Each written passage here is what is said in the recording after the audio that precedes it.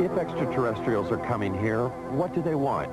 Are they coming here just to observe us, or are they making actual contact with some of us? Contact with an alien is what Dr. Hynek calls, and what Steven Spielberg has celebrated in the movies, as a close encounter of the third kind. Charlie Hickson says he's had such an encounter. These things, evidently, they're coming from another world somewhere. I don't know what message they have for us or what they intend to help us, but certainly they're not going to harm us because they didn't harm me. Charlie Hickson's alleged abduction aboard a UFO in 1973 followed the story of Betty and Barney Hill's abduction in Exeter, New Hampshire in 1961. A most recent claim of a close encounter of the third kind occurred not in the backwaters of Mississippi, but in the heart of New York City. Rosemary Osnato. Suddenly I hesitated, or I couldn't seem to put the key in the door. And I just turned around and wanted to go up to the roof. And this seemed rather odd because you just don't do that in New York. You don't go up on the roof at 1 o'clock in the morning. It's just not something you do. And yet I was doing it. And there seemed to be a very bright light that was shining in the hallway. And I thought this was moonlight at first, you know, and apparently it wasn't moonlight, because when I got up there, there was a very bright light up on the roof. And then it went out for a few seconds. And then it came back on again. And I was just lifted, physically lifted, in that beam of light. When I got into the craft, I was led by a group of, I guess, more than one, group of grayish-skinned, small men or women, I don't know what they were, but large eyes, thin, frail, and they communicated telepathically. 19-year-old Travis Walton of Snowflake, Arizona, claims he encountered similar aliens in 1975. Walton was, in his words, zapped by a blue light when the spaceship appeared when he was working in the forest. When I regained consciousness, I was on board of this, apparently on board the spacecraft, and I encountered two different types of beings. The first type of creature I saw was about 5 feet tall.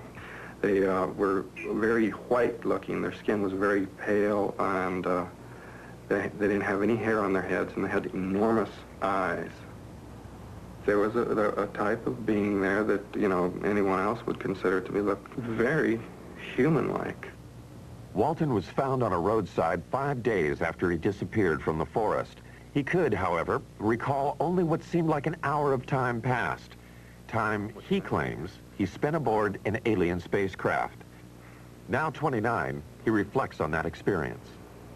I lost my job. The effects were quite negative. You know, time lost. You know, it's a very disturbing thing in my life. A lot of negative publicity, really. You know, this is a kind of a stigmatizing thing for people to, you know, consider you. You know, a certain percentage of people think that you're wacko. What Travis Walton and others claim they have experienced has, according to some, now been validated by government documents. About to join the literature of third-kind encounters is the startling tale of an alleged landing of a spacecraft outside an American Air Force base in Rendlesham, England. The American military admits they are still withholding 6 documents. In the Bentwaters case, we have an eyewitness, which is rare. We have an audio tape made at the time of the actual event. We have a government document which corroborates the existence of the incident. The government has no reason to withhold the information. The UFO is said to have crashed in the Rendlesham Forest in an area 2 miles from the American military installation. Released Air Force documents confirm that military personnel were dispatched to the site on the first night. They reported seeing the lights of the mysterious craft. On the second night, after Geiger counter readings indicated increased radioactivity in the area where it seemed something could have landed, the commanding officer of the base, Colonel Charles Halt, along with several officers and enlisted men, also reported seeing the UFO. Halt wrote this document reporting the sighting. It clearly indicated the presence of a strange glowing light that illuminated the entire forest. It tells of pulsating red and blue lights and of the objects disappearing.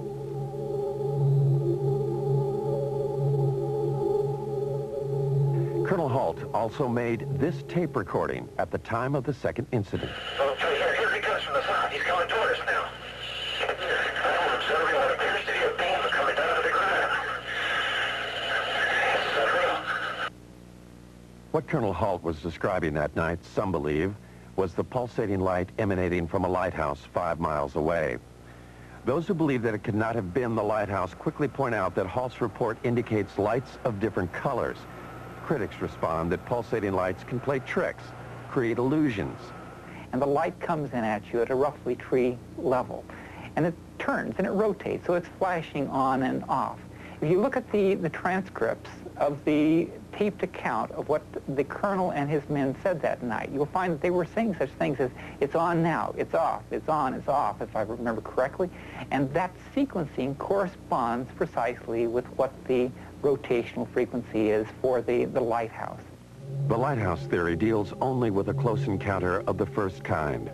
What of the close encounter of the third kind? The story told later by several American enlisted men. The story, they say, they were ordered not to tell. Afraid to reveal his identity, one of them talks about the alleged encounter. The senior officers seemed very calm with it. And the lower-ranking people like myself didn't know what to make of it, and almost maybe shock had set in because we were very apt to listen to what we were told to do. I know conversation took place between our base commander and individuals that were in the craft. Our base commander at that time apparently even shook one of their hands. Something tells me at that time they had difficulty with the craft, and we even gave them help in repairing the craft. The lighthouse explanation for Colonel Halt's report cannot explain away the account of the alleged landing and third-kind encounter. And so far, nothing in the released government documents confirms such an encounter. There are 6 documents that the government is withholding concerning the incident in Bent Waters. I want to know why they're withholding that information. They do not have a right to withhold that information, and I want to know what that information is. The government will not release the documents for national security reasons. Citizens Against UFO Secrecy maintain that the government uses national security as a cover for withholding UFO-related material. Recently, they sued for release of a document from the National Security Agency. When they got it, it looked like this. When you go through it all, and somebody actually added up the percentage of the paper, more than 3/4 of this document isn't there. It means quite clearly that there is a cover-up. Anybody who says the government isn't holding anything back has to say, well, except for that stuff they won't release. I mean, this is a UFO document. It tells about NSA information about UFOs. Now, on the one hand, the government is still saying UFOs don't exist. Now, if UFOs don't exist, how can they affect national security? The government maintains that what is in the censored and unreleased documents is information that does not support the existence of extraterrestrials, but rather information that, if released, would compromise our own intelligence network. Much of the information in those UFO documents, the government claims, has to do with how we intercept and decode Soviet bloc messages. To release them would reveal